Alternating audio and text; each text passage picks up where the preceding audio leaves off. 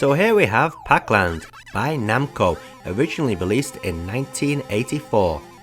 The game is based loosely upon the TV series which was made by Hanna-Barbera in the United States. To resemble that, the Japanese version actually has different sprites, or slightly different sprites, compared to the North American version, which was slightly redrawn to look more like the cartoon show. There are various control methods used for Pac-Land. Some versions use a joystick for moving Pac left and right, while the other versions use buttons. You have a right button and a left button. The buttons can be double pressed to speed up Pac-Man's movement. Basically, the aim of the game is to get from the start of the level to the end of the level without touching the ghosts. Of course, you can stand on top of the ghosts sometimes, depending if they're in a vehicle or not.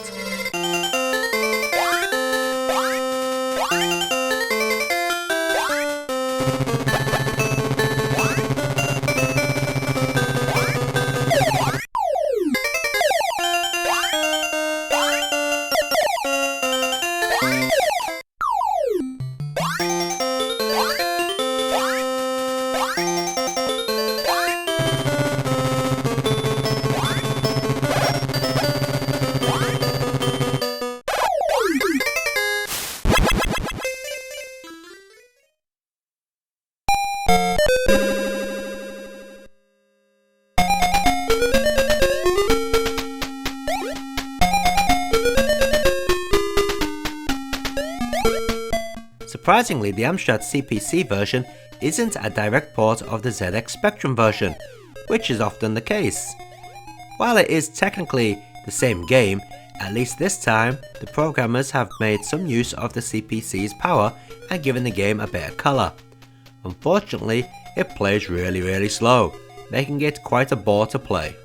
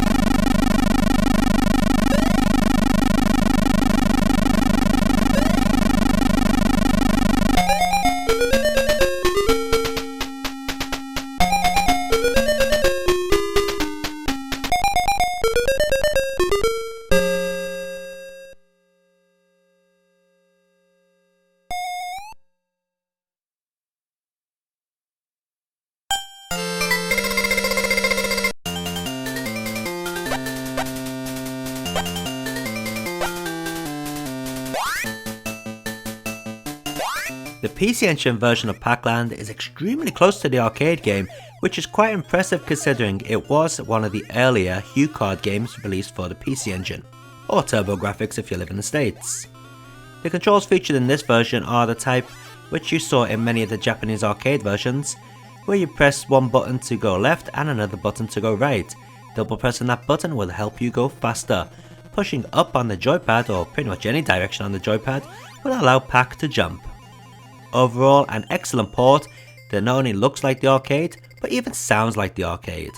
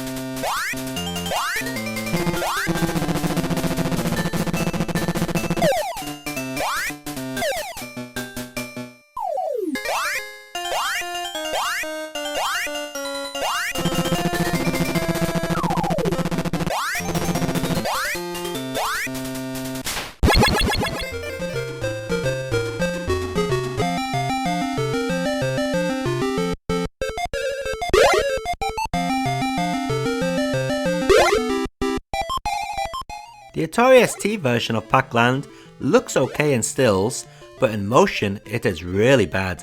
As you can see, the scrolling is incredibly jerky, but that's not the main problem with this version. The main problem is the character pretty much lives on the moon. Yes, that's right.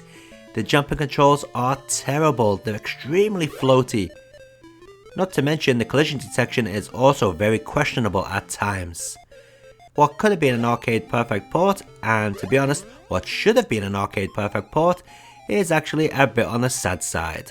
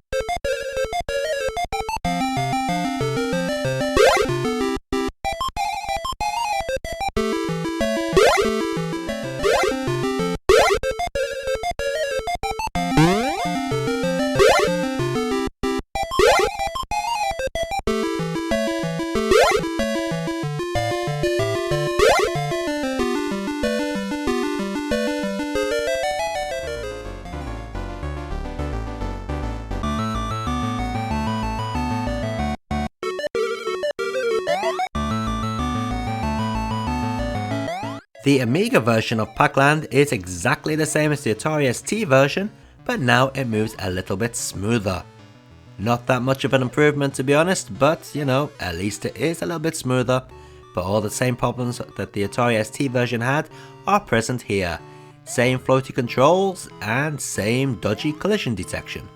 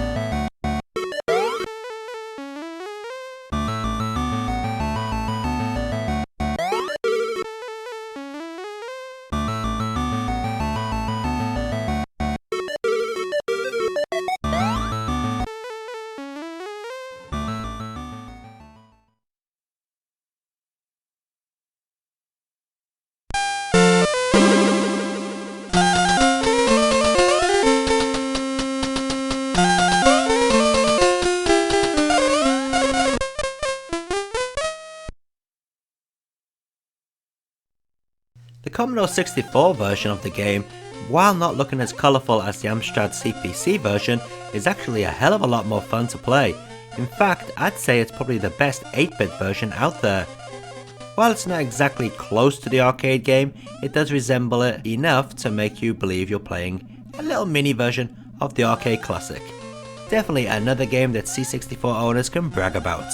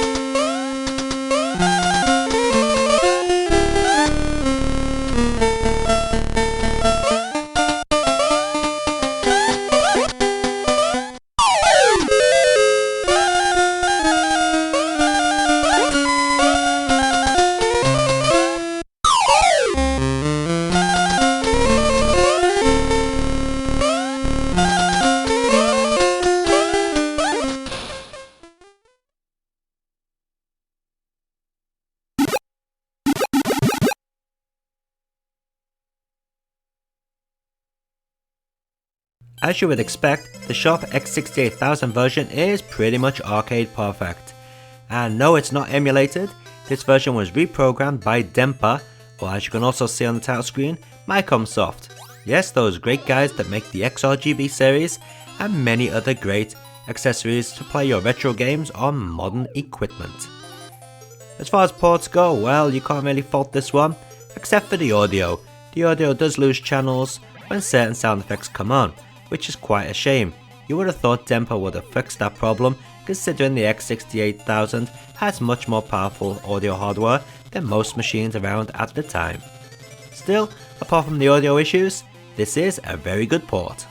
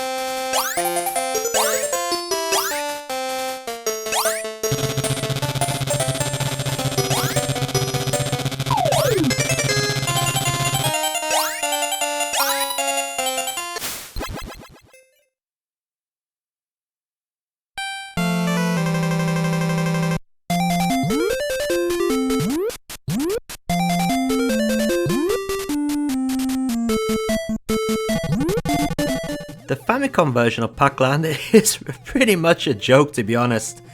The colours are all washed out, which is probably expected since a lot of Famicom games do look that way. But the actual graphics are terrible. They don't really resemble the arcade that much, and the size of the sprites is laughably bad. I mean, could they have made them any smaller? Thankfully, at least it plays okay, but due to the way it looks, it certainly is off-putting, especially when you got the PC Engine version running right next to it.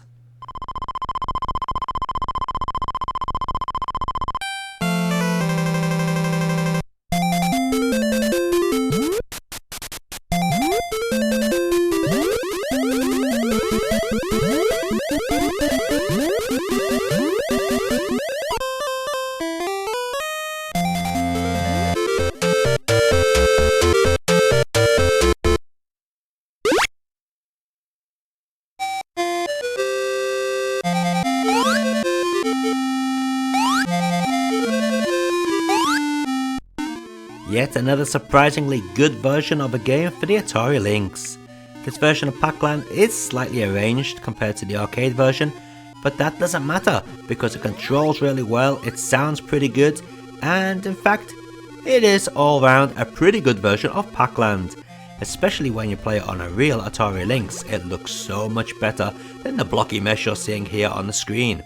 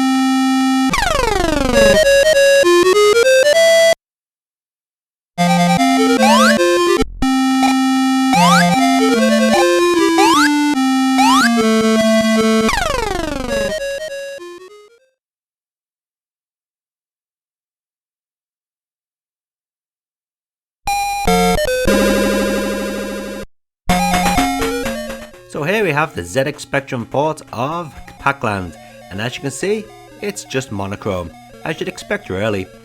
This game has a few different issues. Firstly, the levels are slightly redesigned and they don't actually scroll, they just go from one screen to another. A very odd choice, but I guess it saves on a lot of programming when it comes to scrolling. The actual character movement isn't too bad, but it could do with a little bit more work. The collision detection here and there can be a little bit off at times, and the jumping controls, while not as bad as the Amiga and Atari ST, still seem a little bit floaty at times.